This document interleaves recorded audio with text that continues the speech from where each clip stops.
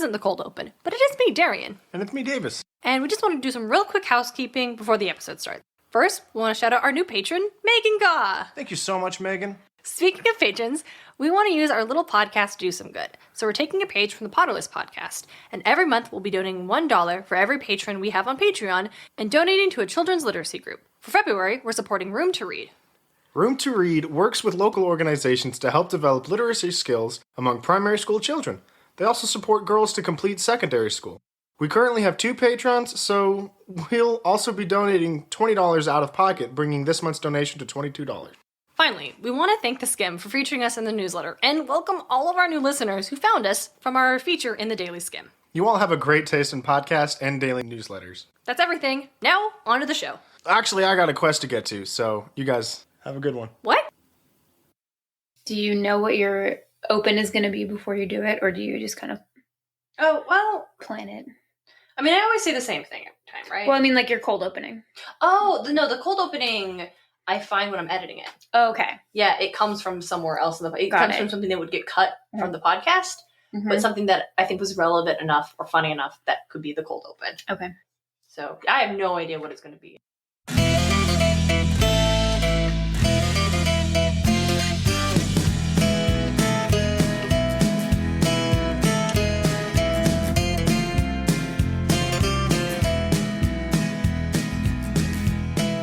Hello, mortals, monsters, and myth lovers alike. You're listening to Podcast of Poseidon, where we explore ancient myths and their modern retellings by reading Rick Riordan's Percy Jackson and the Olympians. This is Chapter 9, Ares. I'm your co-host, on loan from the Hunters of Artemis, Darien and Smartt. DJ is not here today. He wandered into the big house looking for some canned wine, ended up accidentally getting a prophecy from the hippie mummy in the attic, and now he's on a quest. So instead, today I'm joined by a very special guest co-host, hailing from Cabin 16, Skylar Barsanti. What is up, everyone? I'm so excited to be here. I'm so excited to have you here. This is my cool friend Skylar. Did we say what cabin I'm from? Well, I said Cabin 16. Okay. Now you get to say what that means. Okay. Cabin 16. That is the house of Nemesis, goddess of divine retribution. Mm-hmm. So fitting. So fitting. So fitting. So fitting. I named a cactus after her You once. did. Yes, you did. Is the cactus still with us? The cactus is in the garbage. The cactus moved on to the underworld. You know what? I got rid of the cactus a long time ago, but it would be funnier if it was the pot is still at the old office that I no longer work at. So Nemesis is no longer with us. Did you ever get your stuff back from? No. They just never said you No. quit. Are you never? Well, what about your Multitude poster? Still there. Oh no, Still there. You may have to do some divine retribution, get your shit I back. will have to get my shit back someday. But that's no. I know. My poor shark mug. Your poor shark mug. I'm upset. That's okay. We're okay. We're gonna be okay. We're gonna be especially okay because we're gonna talk about Ares. Good. Yes. Yep. Because you are guest co-host, that means I get to ask you this question. Skylar, what do you know about Ares? What do I know about Ares? I know my sister is an Aries. but not the same kind of Aries. Are we sure? Yes, she was born in April. Uh-huh. So she is an Aries, but not the same kind of Aries. I know he is I've met your sister. Right, I know he is the god of war. Mm-hmm. And that's about it. And that's honestly really all there is to Ares, even in terms of Greek mythology. So we'll start at the basics. Ares, god of war, son of Zeus and Hera. So Okay. one of the few times that Zeus was having a kid with someone who was actually his wife. Bare minimum. Bare fucking minimum. Good for you. Good for you. Thing is, Zeus and Hera both hated Ares, according to Homer. That makes sense. Because everybody hated Ares. Even the Greeks didn't like Ares. I don't want this to turn into like an Ares sympathizer show wherein I feel bad because he probably had a really shitty childhood. I mean, yeah. It's like the one time Zeus has a legitimate child with his actual wife, turns out to be the god of war. That's a lot to grow up with. Okay. Yeah, that's fair. Tell me more. No, I'll tell you more. So there was another time where Zeus does have a child with his actual wife. Okay. That's Hephaestus, who's like the god of like engineering. And okay, he's cool. No, he's really cool. He's pretty dope. Right. So Ares does have an affair with Hephaestus' wife Aphrodite, so we can just not sympathize with Ares. Fuck Ares. No, it's good. Fuck Ares. Fuck Ares, everyone. We're not a fan of Ares. Not a fan. Don't be like Ares. Don't be like Ares. So basically, there's not really a lot to go. We could just have like a Spark Notes list of like, and then Ares was here and he did this and he did this, but he doesn't have a lot of like myths because really he, beyond the fact that he has affairs with Aphrodite and one time Hephaestus literally caught them in the act and everybody came and pointed and laughed, and then he got kicked out of Mount Olympus for a while. He doesn't have a lot of like character. He will be mentioned as like an Ares sided with the Trojans in the Trojan War, and then Ares was captured by these giants. But he's not like Apollo where he does things, or like Hermes or like Artemis. They don't have like quests and adventures. Like, quests or yeah. He is literally more like just a symbol for being that kind of bloodthirsty warfare, which is like why the Greeks don't like him, except for like Sparta. Didn't they make this up, though? They could have given him a better story. No, but even in that, they still, even in like the Greek story, when they describe where he comes from, they would say he came from like this other land, like north of Greece, where like these warlike people, even though he was like a god of Olympus, he's still not with us. So no one wants to associate with this guy. No. He didn't really have any cities where he was worshipped. Even like Sparta would be like, yeah, warfare. But they weren't like, he didn't have like major temples. He didn't have like an Athens. That makes sense though, because like war is nothing to be celebrated. So do I feel bad for the guy? Yes. Is this his whole shtick though? Also yes. It is his whole damn shtick. So he, like you said, war is nothing to be celebrated. And even the couple times when they're like, oh yes, the soldiers like reveled in like the battlefield of Ares, it would often be followed up with, they were so glad they got the fuck out of there and managed to live to see tomorrow. Is there a god of like victory or triumph? Yeah, it's Nike. Nike, okay. More likely to associate with Nike. That one. Yeah. Or for the Greeks, it would have been Athena, who was the goddess of like warfare, but specifically like strategy and wisdom on the battlefield. Like that's what you want. Nobody wants to celebrate their conflict. No. Yeah, because Ares was literally like conflict. In Mythology by Edith Hamilton, he is described as murderous, bloodstained, the incarnate curse of mortals. That's not flattering. No, not flattering. But in addition to being like, oh, the god of like war and chaos and bloodshed and battle and all this stuff, dude's a fucking coward. That honestly doesn't surprise me. No, that's another thing he described in like Homer and in the Iliad as like a whining god who like, he'll just run away at the first injury. Like the first chance that he's gonna get hurt or lose, he just dips. So I think we should call this episode Ares is a bitch-ass instigator. Because like he incites the drama and the conflict, but doesn't actually get involved. Well, I mean, because he does want to get involved. Like he wants to start the bar fight and then he wants to be in the bar fight. But as soon as someone bigger shows up and he gets a little bit on a broken bottle, he's crying to daddy. Which we see in Percy Jackson, right? We see all of this where like, nobody likes Ares. Right. Like you said, he's an instigator. Like when Percy's around him, he feels angry and he sees every teacher who was ever a dick to him when he looks in his eyes. And he just like hates him so much. And that's what Ares wants. He wants that rage. He wants that anger. He wants people to throw the first punch because he wants to punch him right back.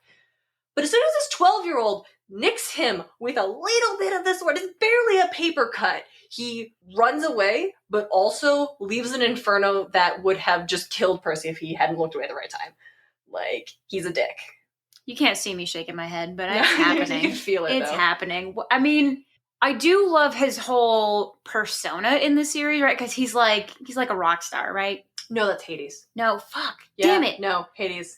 No, I thought this was what we were talking about. I was getting them mixed up. Okay, there go my notes. We're going to talk about the movie. Okay, I don't actually remember his... Okay, see, I didn't... No, because I'm sitting here, too, and I'm trying to remember... Because, okay, no, you're right. It is Hades. No, he's... Fuck. Is Ares even in the movie? We have a rule where we don't talk about the movie. No, he's not, and that's what I was super stoked for. I was like, yeah, because he's like a petty rock star. Yeah. No, that's Hades. I'm so sorry. Wow. No, you're good. You're good. I don't actually remember which book. When does so Ares is in the first book. Okay, don't remember. He's a douchey biker guy. He's like douchey biker guy. He's not that makes not sense. Douchey, but like jackass biker guy. Okay, so so the bar fight thing really works. Yeah. He shows up on like a bike and with a dragon in chains and like tricks these 12-year-olds into going on a quest for him, knowing that they're going to get like attacked by like Hephaestus's like golden net stuff. That's so obnoxious. It is, but I don't like that. But it really does bring Annabeth and Percy and Grover together as like a cohesive team. Okay. So conflict will do that. But again, they're 12 and they're already on a quest, so like fuck off. He's also in the book the one who actually has the lightning bolt and is trying to arrange all the chaos because he's easily manipulated by Kronos. But this is not Kronos' episode. It's not. I don't even know how to react to some of these things. Okay, so what else does Ares do? So, as I said, not a lot. Not a lot. Okay, he instigates the problem, then bounces. You see, one thing I was surprised to read about while doing some research, because again, there's not like a lot of like substantial Ares myths to go on. There was one time when he kills Halorotheus, who's one of Poseidon's son, which obviously upsets Mount Olympus, and everyone's like, okay, well, now we have to have like a tribunal. Like, what the fuck? Okay, well, it turns out Ares killed him because he, being the Halorotheus, raped Ares' daughter. So he goes and kills that guy. Don't do that to the god of war. No. I mean, don't do that to Don't do it to anyone. Nobody, but that seemed like a bad idea for a lot of reasons. And this is, I think, the one time we can sympathize with Ares a little bit, because he does go and kill that guy. I probably would too. But... Yeah, no. And then the last episode we talked about was Medusa, and usually women in that situation don't have any sort of justice whatsoever, so... Classic. So that's the one time Ares was kind of not a dick. Okay. That doesn't make up for it. No, it doesn't make up for Ares in general. No. But here's another thing that, Skylar, you will be uniquely interested in. Tell me more. Ares, the father of Hippolyta. What? And for our audience who doesn't automatically know that, who is Hippolyta? Hippolyta is the queen of the Amazons. My queen. Queen of the Amazons. Big love for Hippolyta. Yep. That's her dad? That's her dad. How does that work? Well, here's what's fascinating. They're ruining Wonder Woman. Okay, well, hold up. Wait, the Greeks are ruining Wonder Woman? The what? The Greeks are ruining Wonder Woman? No, I mean, like, how is Ares Hippolyta's father if, they have to defeat him? Oh, we're going to get there. Okay, good. So here's, in Greek mythology, once again, we're going to quote Edith Hamilton here. Okay. Not far from here was a country of the warrior women, the Amazons, the daughters, strangely enough, of the most peace-loving nymph, Sweet Harmony.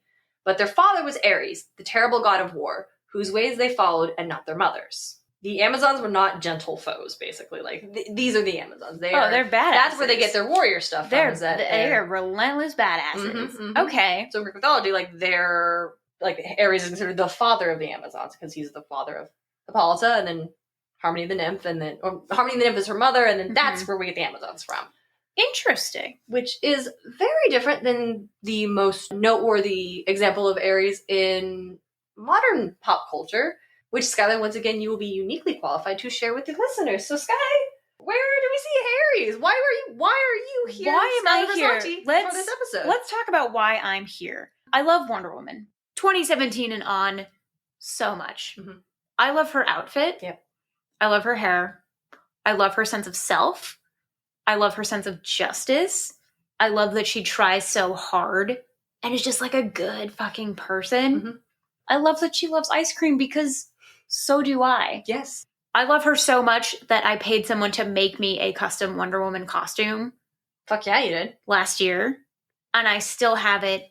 And it's so good. It's so good. You look fucking great. It's so good. That was your rock climbing goals. That was like 98% of the reason I started rock climbing was because I said I want to have arms that look like Wonder Woman's arms. And I think I've kind of achieved that. You've crushed it, yeah.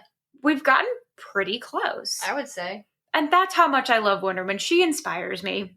Since Wonder Woman 2017, no movie has worked up the amount of reveal or anticipation as No Man's Land. For me, that's peak superhero reveal. It's so dramatic. So it's so well put together. I cried. I was overwhelmed seeing her come out of the trench having been told, you can't do this thing. You can't win this fight. It's not something we're going to do. And she says, fuck it. And she goes out and she makes it happen. It's very good. That's the energy I love.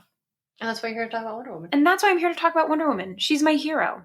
So she shows up for the first time on our screens. Not really for the first time. No, she's been around. She's been around. For me, she didn't exist before 2017 because Patty Jenkins delivered the greatest DC superhero movie in the current canon. We're not taking critiques. I'm Wonder Woman not one. taking questions or critiques. Don't add us. Wonder Woman 2017 is the greatest DC movie made to date. Mm-hmm. And Ares is the main villain. He is. And it's just so good because he's played by David Thewlis, who, all credit given to him, is probably not the most intimidating person who could play the God of War, but that's what makes it so good. Yeah, I'm pretty sure that's what Patty Jenkins was going for. I think that's genius. That's what she was going for. Do we need to tell the people what Wonder Woman 17 was about? No, yeah, I think we do, because definitely have gotten the habit of sometimes just assuming everybody knows things. Right, so okay. So guys, go on. Tell me, remind me, I have not seen this movie in a while. Wonder Woman. We open. Mm-hmm. We actually open in Paris, but that part's not really important right now. Okay, so we first meet Diana, the only child on the island of Themyscira, which is where all the Amazons live, and they're super badass, and they do all this fighting stuff. And Diana really wants to be a warrior, but her mom is like, no, you can't. And who's her mom? Her mom is Hippolyta. And who is she again? Queen of the Amazons. That's right. That's what she is. But she really wants to learn how to fight because she's super impressed, and her favorite person is Antiope, who is like general of the Amazons.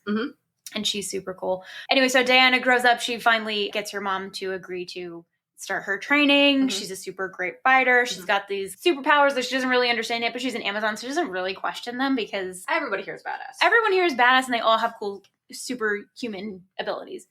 Anyway, so she's got no idea what's going on in the outside world. She just lives on this cool island. And one day Steve Trevor rolls up in a broken down airplane, and he crashes into the water, and she rescues him, and she's like, what is this? And he's like, I am a man. And he's like, there's a war going on. And she's like, fuck, like war, like we're the Amazons. We're supposed to fight wars. Literally. We're literally, like, that's our whole job. She's like, Ares starts wars. There's a war. Defeat Ares. Problem solved. So Diana breaks Steve Trevor out of Themyscira. They get on a boat. They talk about reproduction. They go to London. They go fight on the front lines. Diana emerges as this great Wonder Woman. She does the whole no man's land thing. And it's one of the greatest scenes in movie history. I cried. It was great. World War I. So Steve Trevor shows up and he says there's a war going on. It's the whole world is involved. And Diana's like, war to end all wars. Only Ares could instigate a war on the entire planet because he's a bitch-ass instigator. So she follows him to London. They end up on the front lines. She's super convinced that Ares is behind this. And Steve Trevor was like, no, it's like just a bunch of bad dudes. Like, people make bad choices. It's what humans do. She's really convinced it's Ares. She finds this guy, General Ludendorff, she's convinced that he's Ares. Diana runs a sword, the God Killer, who she has been told this is the only thing that can kill a god. She runs it through Ludendorff. It's like, joke's on you, Diana. That's not Ares. Just a guy. Just an asshole guy. Just an asshole. This is 1914. Right. But... just an asshole. So then Ares materializes in the form of Sir Patrick, and she's like, no. It's like, you wanted to do what are the Accords? The fucking... The armistice. The armistice. He's supposed to be negotiating the armistice. Turns out he's been instigating the conflict the entire time. They have a big blowout fight. He gets some armor. He gets a real CGI. Basically, it all comes down to she defeats Ares and blows him up spectacularly. Because she's the God Killer. Because she is in fact the God Killer, which is what her mom was hiding from her. Thanks, Mom. Because her dad is Zeus. Because her father is Zeus. She is the God Killer made from clay. But not really. So it ends, and she learns to accept that, people have to choose right and wrong, and they're not always going to choose the right, but that's how it goes. Steve dies in an explosion. He sacrifices himself. To stop a bomb. It's very brave, very sad. And that is Wonder Woman 2017. The only version that exists for me, truly. Yep. It is a very good movie. It's so good. Oh, yeah. Here's what I've discovered. There are two kinds of people in this world. Men who didn't like Wonder Woman 2017. And women who liked Captain Marvel better than 2017. Okay. There's no in between. I feel like there are three, and it is the people who liked Wonder Woman. Right. Well, yeah. Well, it's fine. Moving on. Yeah, moving on. No guy I talked to about Wonder Woman has a reason for why he didn't like it, and the answer is because he's a man. It's weird, yeah, because it's most of the guys who I'm friends with the doctor. They're like, oh yeah, I liked Wonder Woman, and maybe it's not necessarily their favorite superhero movie, right? But it doesn't have to be. Well, but it's weird when they say I don't like it, and you're like, do you just not like good movies? Right? Do you just hate masterful cinema? I bet you also liked Rogue One. you probably also liked Rogue One. This is gonna how the podcast blows up, is because we end up on Reddit and a bunch of alt-right trolls. Whatever. Well, I mean, but here's the thing though, is that like, and this is, I think, what I spoke to one of my many like dating app dudes about, because we get into this. Mm-hmm. I make us get into this because he needs to like Wonder Woman. That's a requirement, or have a good reason, or have a really good reason for I didn't. But they usually don't. It comes down to choice. I think, because I think women are more likely to see attributes and characteristics they like and identify with in male and female characters. Traditional male, female characters are superheroes, whereas men will really only identify with characteristics they see in other men. So when a woman comes on screen and is being badass and awesome and wants to hold a baby, but also wants to eat ice cream, but also like throws a fucking tank, like throws a tank, they're like, oh, not for me. I choose the persona I see in these other like male superheroes. Like it comes down to choice, which is like, I didn't really think I was going to get into this whole speech, but here it is. Here we go. I'm here for it. The other kind of people are women who liked Captain Marvel better than they liked Wonder Woman, which is totally fine because I loved Captain Marvel. God, I loved watching her blow up spaceships. That was super fun. I love the end. She finally gets her fucking powers. It finally gets to be her. Finally and gets to be whatever her. The hell she's been. But really, I think it also comes down to choice that like you can like Captain Marvel better as a character or as a film. I don't agree with you. I digress. We know Wonder Woman is a better film. Tighter film. Still like Captain Marvel. But really what Captain Marvel does is that she gave those women choice. Yeah. To say, okay, now I have 2 entirely female-led superhero films. And I'm not talking like, yes, there are other female characters, Gamora, Black Widow. And we had like Catwoman or like Superwoman. Right. Supergirl, like, but those were not good movies. Right. We're talking about like in the last 10 years, right?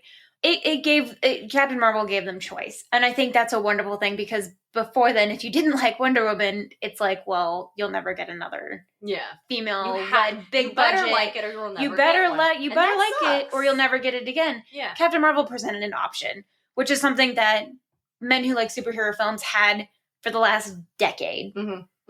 So there are 2 kinds of people. Men who didn't like Wonder Woman and women who liked Captain Marvel better. Yeah. I will not be taking any questions. Thank you so much. Okay. Yep. No, not at us unless you want to follow us on Instagram. Yes. It's a podcast of Poseidon. That's Poseidon, Poseidon. Yep.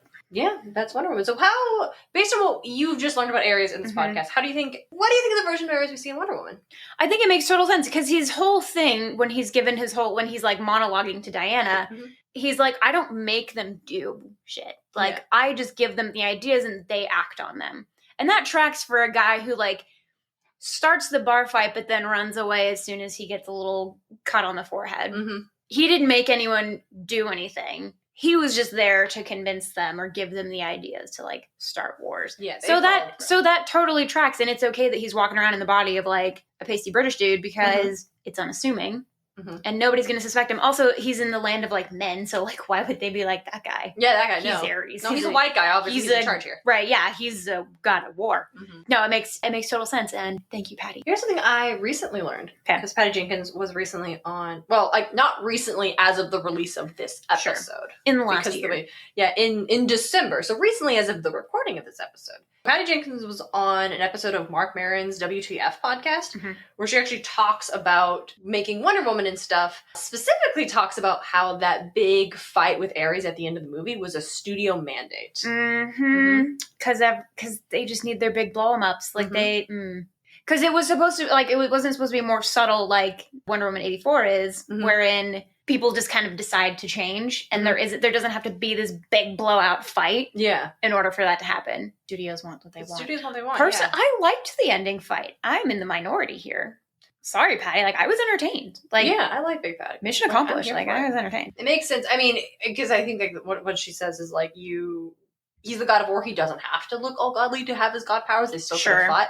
But I also would have been like, you're gonna make me watch this pasty white dude fight. Right. He gets peak. Swole for no reason. Like, that was. I mean, I get he could probably shapeshift, but like all of a sudden he was like, I want to be 8.5 feet tall and have giant muscles. Yeah, that was pretty wild looking. That was too much. It was very Ares though. But if they hadn't have done that, I wonder what the alternative to like her understanding the full extent of her god killer powers, because when he shoots lightning and shit at her and she absorbs it and she takes it and she harnesses it and then she fires it back at him like double time. Because she's a demigod of Zeus. Right. How else was that supposed to happen? Because the whole movie we'd been building up to like she doesn't understand what happens when she like reacts and like releases her power. Like there would be like what would be the answer to that without that ending? I don't know. I wonder if he could still could have like thrown like energy shit at her and still could have like done that kind of stuff, but without the I'm a massive monster now. Because again, he's a god. Yeah. He doesn't have to look big and imposing. And I would think the classic like mythological Greek version of Ares would instantly be like, I'm a massive armor, I've got this fucking helm, like I look a terrifying monster. But like definitely feels like the Ares that Patty Jenkins had set up in Wonder Woman 2017 didn't have that vibe. He was definitely more like, I don't have to do that. Because like I said, he's like, I just put ideas in their heads and then they do the rest. Like I didn't actually do anything. I'm over here trying to stop this war, remember? Because he's a god and he would know that this armistice is like a kind of a raw deal and we're just going to get a bigger war eventually from it. Yeah. And see, no, when is a good time to foray into 1984 and what I really, really wanted? No, like right the fuck now. Let's go right now. I loved 1984. Okay. Wonder Woman 84. Glorious. We waited all pandemic for it.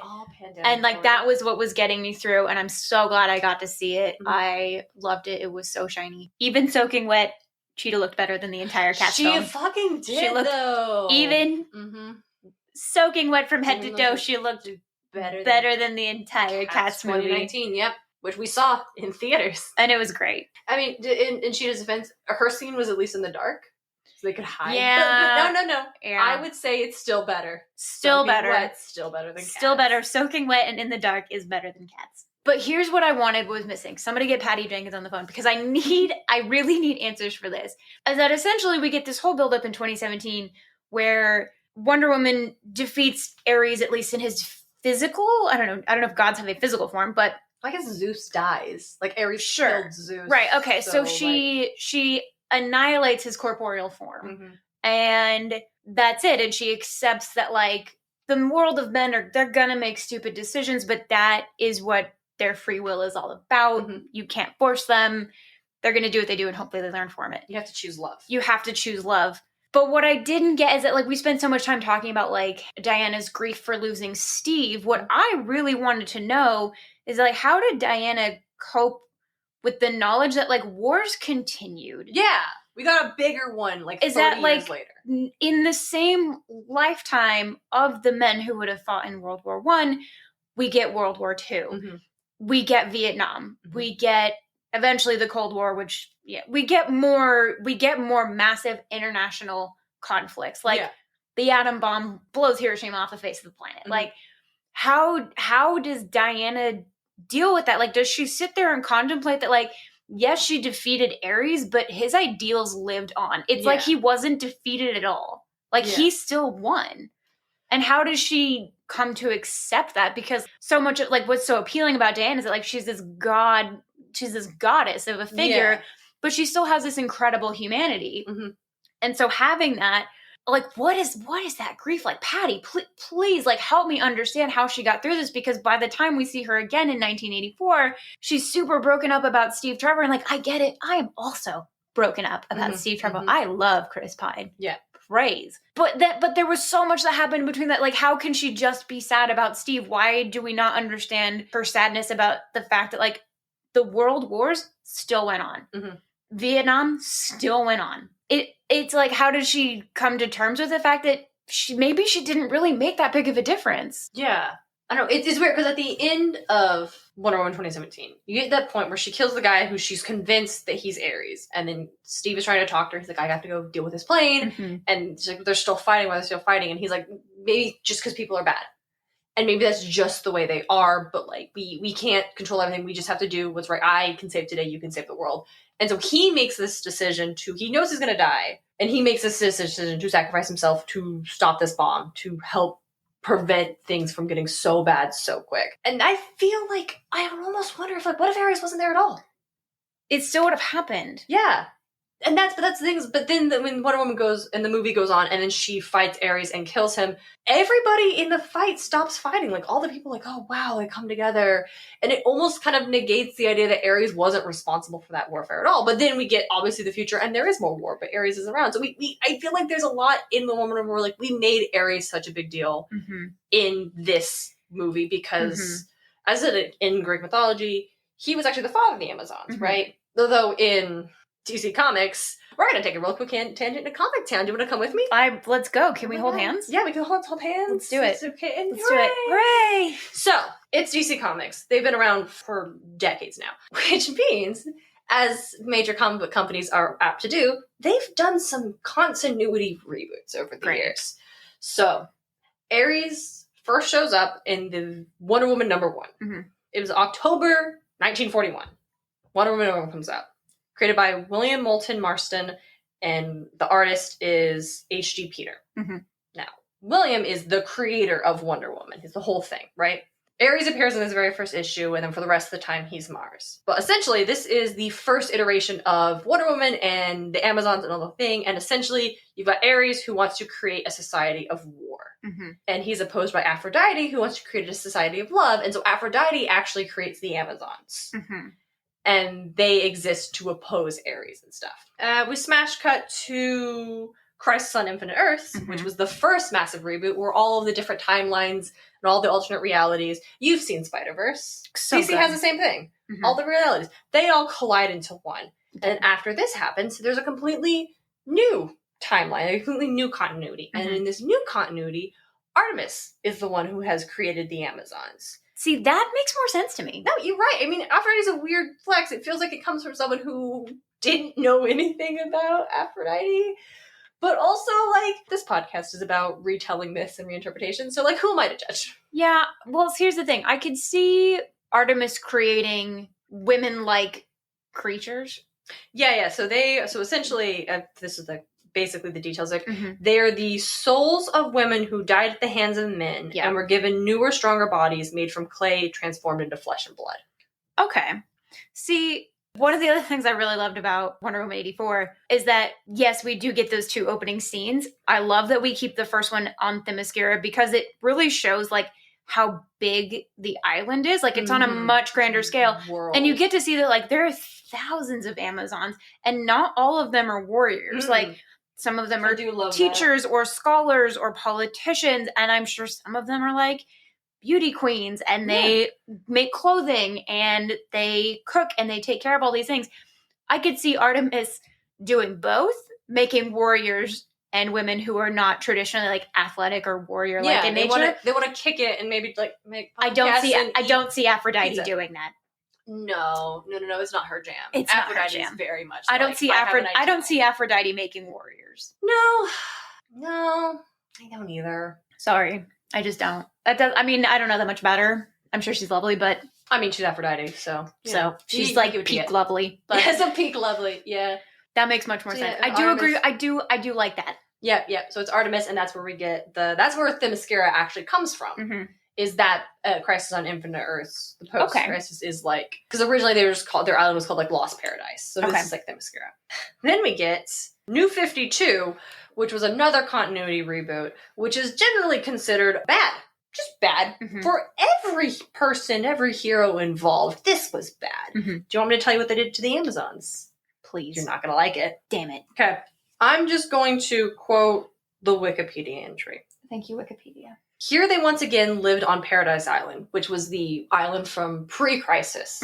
They didn't have Themyscira. As a race of supernaturally strong women with no use for men, save for periodic mating escapades, 3 times each century, the Amazons, completely naked, would raid ships in their waters and copulate with the crew. Upon conception, the men were killed to protect the island's secrecy. 9 months later, all the girls were celebrated, while the boys were taken from their mothers and drowned. Feeling sympathy for these discarded progeny, as well as recognizing their potential as a warforce, the smith god Hephaestus exchanged weapons to the Amazons in return for the lives of the Amazonian boys. Sparing them from being cruelly drowned, he raised them as his own sons. And this is also the version where we get Diana as Zeus's daughter with Hippolyta, and Hippolyta invented the whole "I molded you from clay," not to protect Diana from her own, like, heritage and destiny, but to hide her from the jealous Hera. We always gotta hide stuff from the wife. Well, I mean, Hera has a reputation. Yeah. So I would say that version sucks. Mm-hmm. Yeah. Yeah, I don't like that. Bad. No, is bad. Was scrapped when they did Rebirth, which is the most recent reboot they did in like 2016. Okay. So Rebirth goes back to the post-crisis where they were created by Artemis and what have you, but Diana is still Zeus's daughter. So that's why we have Diana as Zeus's daughter in the movie. Okay. And why Ares is just a dick. Because Ares has just always just been Diana's like not rival, but like nemesis, not peak nemesis. That's Cheetah, but like Ares is like the antithesis of Diana. Yeah, everything she's like about. Polar opposites. Like they are not even about the same thing at all. No, they do not see eye to eye. No, Diana does not instigate. She deals with the problems. And she doesn't back down no matter how many times she gets hit. Yes. Mm-hmm. And I love her. Ares just causes problems and then fails. Ares needs a lesson in accountability. Because that's not cool. No. You know Ares's favorite Taylor Swift album is Reputation. Yes. You know it is. Which one's Diana's? Oh, what a great question. I haven't even heard them all. I only discovered Taylor Swift like 2 years ago. So like I don't get this. I discovered Wonder Woman and Taylor Swift in the same year. That's not a coincidence. This question was coming. That's not a coincidence. Okay, so Aries' favorite Taylor Swift album is definitely Reputation because that whole song where she's like, what other song? I never trust a narcissist, but they love me. The drama loves him. Like, no, that's bullshit. But that's the vibe he goes for. Diana's favorite Taylor Swift album, if I had heard, only based on the ones that I have heard, is probably Lover because it seems very her. And there is a song, track 5 on Lover is The Archer. And that's why. And I have no other explanation. Though I don't think we ever actually see her with a bow, except for in 84. But it does kind of go with the whole Artemis thing, and the whole like women warriors thing, which I super dig. So yeah, I do wish they had stuck with the Artemis thing, even if they were going to have Diana be a child of Zeus in order to be able to stand against Ares. Tracks, yeah, that makes sense for me. Because in the movie, they do have it as Zeus created the Amazons, right? Yes. Yeah. Zeus created the Amazons to stand against Ares and then hid them away. Yes. To protect them because Ares was he after used them. The last. He used the last of his power. What was Hippolyta's story? He used the last of his power to do something. Whether it was like hide the island or I think it's probably hide the island. You think he had the island? Yeah. Invisible Jet. What about it? I just love it. Oh, yeah. No, just Invisible Jet. Yeah. I have nothing else to add. This is nothing. This is apropos of nothing, but like Invisible Jet. See, I loved Wonder Woman 84 just because Steve Trevor goes, well, shit, Diana. No shit, Diana. And it's so good because I'm like, I don't think that was in the script. Like, that was like, the look on her face after he says that is like, that's actually Gal Gadot, like, realizing that a dumb thing happened. Like, well, shit, Diana. And if it was something that was actually in the script, I would love to meet the writer who had the gall to be like, and then Steve says. And then, see, so good. I loved it. I'm not ashamed of that. I did like moments of it. I do feel like we spent too much time with Steve. Who we could have spent more time with Steve. I guess it felt like spending time with Steve and what the movie wanted to be about were like two different things. That's true. Because the movie wanted to be about people making the right decisions. And Steve was just there to be just great chemistry. Just super fun. But like ultimately is just there to provide that one scene of heartache. Well, Diana has to sacrifice something in order to like save the day. And I'm like, but she did that. Also, she's already done that. Why doesn't Diana have friends? That's a really good question. It's been 70 years. Like I would have forgiven it if we saw that one picture of her with Etta Candy when they come to New York, right? And it's great. I would have loved to hear about the fact that she has not been able to... We talked about this. How, like, she ages, or she does not age. She is immortal. It would be hard to watch your friends age and die. But we don't talk about that. Yeah, I mean, I can imagine it would be difficult to stay anonymous or kind of under the radar as, like, an immortal super goddess if you had a lot of friends.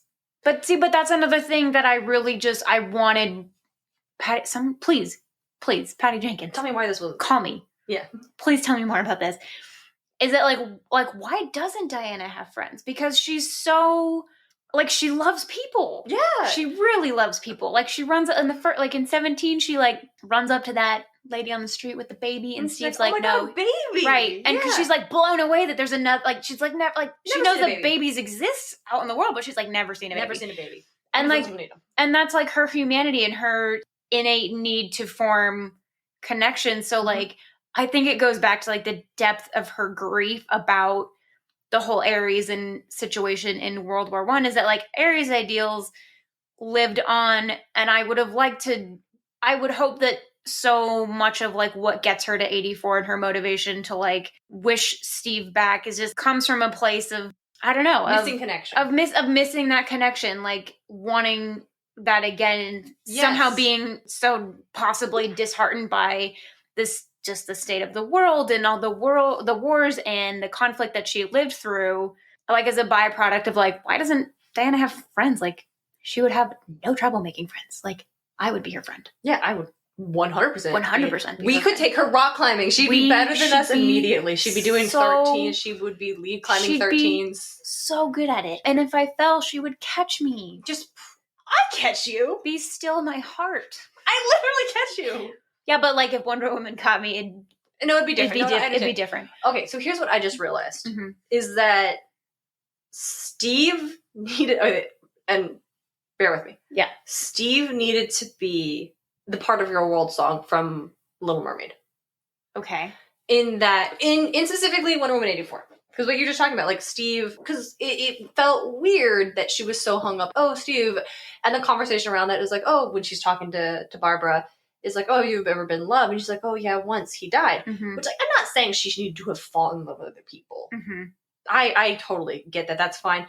But what if instead of focusing on that, it's like Steve is the representative of the connection she doesn't have anymore. Right? He crash landed on Themyscira. He knew exactly who she was, exactly what the game was, and adored her, loved her. They had this bond, right? And then her friends that she fought with in that era and like Etta Candy, like they all knew too because they saw her fight. They saw who she was. Just like Etta sees her like to have the shield and do all these badass things and not age. And she doesn't have to explain that to them because they were that connection that was just inherent. And when they're gone, it's so hard to start again when you cannot say, so I am a daughter of Zeus and I grew up on this magical paradise island. And yeah, because you just can't do that.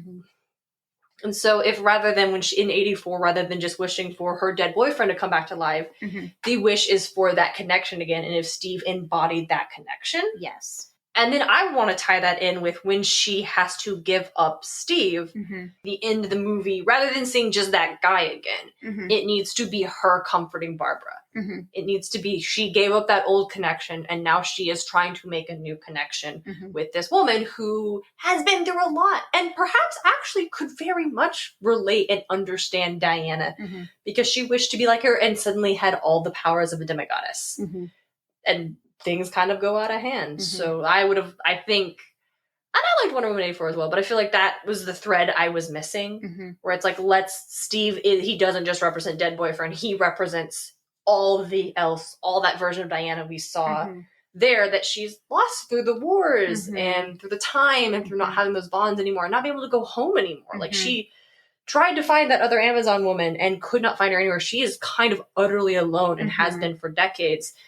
And I think it would have been really cool for it to have ended with more on building that connection. And we choose love, and we don't just choose love in our actions to not engage in warfare, but we choose love in the bonds and connections we have with other people. That's where love comes from. It comes from what we do for others and how we relate to them and how we let them into our hearts where we are most vulnerable. Like, yeah, I'm not saying anybody could stand up to like the god of war and shit, but like it's almost scarier to let this stranger into you and be like, this is who I am, and can you love me for it, and can I love you back, and can we create something a little more just because we are two people who have this connection. I really like that thought. Thank you. That was really good. Nice job. Thank you. Sky, did you have any more thoughts on Ares or more likely on Wonder Woman? I really just keep thinking about like the gaps in just like, please, Patty, explain to me, like, what was the point of having Ares as a villain if he was never really going to be defeated? And then, like, what happened to Diana after that? Because that would make me so, so sad. So much there. But Ares is a bitch-ass instigator, Mm-hmm. and he just starts fights and then claims he didn't do anything. Yeah. Just wasn't me. Wasn't me. Didn't do it. Like, I told him there was a gun on the table, but I didn't make him shoot it. Like, I told That's him. Ares. I gave him the idea for poison, but like, right. I didn't tell him to give him the corn. I didn't tell him to do it. That's Ares. That's Ares. Ares sucks. Ares needs a lesson in accountability. Mm-hmm. Those are my thoughts. I think Diana's the one to give it to him. I don't know. He wasn't really defeated. Like, I mean, he was. It's just like his physical. Like, where does a god go when they die? The underworld. Really? Like everyone else? I guess so. Like, where else do you go? Lame. I mean, yeah. I don't know. You tell me. Like, no, where do they go? Like, they don't die. Usually they get wounded in the weekend and then they'll, like, recover their power eventually. Mm-hmm. Like, what happened to Ares in the movie. But apparently Zeus died and, like, every other Olympian. Like, we don't have Artemis for some reason. We don't have Apollo or Hermes. We don't have apparently Hades. I was convinced was going to be the villain of Wonder Woman 84. You were very convinced. Oh, I was so... Once Maxwell Lord starts talking about how he's trying to get his, like, all of it back, and he's like, oh yeah, I also kind of am an expert in, like, gems, things of the earth. And I'm like, that's fucking Pluto. I fucking know. And I was so wrong. That's okay. It's okay. It was still You've all better been there. Pascal, and he does such a good job. Yep. Skylar, thank you so much for joining us today. I appreciate it. Thank you for having me. This was great. Major goal accomplished. I was on a podcast. You're on a podcast. I hope you'll bring me back. I hope listeners, you let me come back. Wait, well, you did the Artemis episode, so I it really did do doesn't that. matter at this point. Yeah. Sorry. Awesome. So, Sky, because we are a very professional podcast, we have a Patreon and everything. Sure. It's patreon.com/podcast of Poseidon. It's Poseidon, Poseidon. You can definitely subscribe and get some bonus episodes. Sky, do you have anything to plug? I don't really do anything like this. I am a big supporter. I show up in other episodes. Yes. I'm like the weird background side character. We talk about you a lot. And I love that so much. We have a rock climbing page. You can do. see us IRL, falling off of walls, doing cool shit. On the Rocks, Boise. That is on the Rocks, Boise. We also mix cocktails. And it's a lot of fun. We just have fun with it. Yeah, that's also on Instagram. That's the only place that you can find me on the internet. Awesome. Well, Skylar, thank you again so much. I really do appreciate it. Thank you so much. Awesome. And thank you, everybody, for joining us. I hope you had fun. This episode was totally about Ares. Totally. Obviously, the whole time. Well, bye, everybody. Until next time. Don't be like Zeus. Sorry. I stole your thunder. Oh my god, you're never coming back. I'm sorry. I stole your thunder, but I'm not. Okay, go ahead. Do it. No, I'm ready. Go. I can't even. I've lost all of my momentum. Okay, don't be like I'm gonna Zeus have another drink. or Ares. We're done here. Podcast of Poseidon is created, produced, and hosted by Darien and DJ Smartt. It's edited by Darien Smartt. Our music is Athens Festival by Martin Hain. Our cover art is by Audrey Miller. Find her on Instagram at bombshellnutshellart. Coming out with us on Instagram and Twitter at Podcast of Poseidon. Find all of our episodes and episode transcripts at podcastofposeidon.com. Thanks for listening.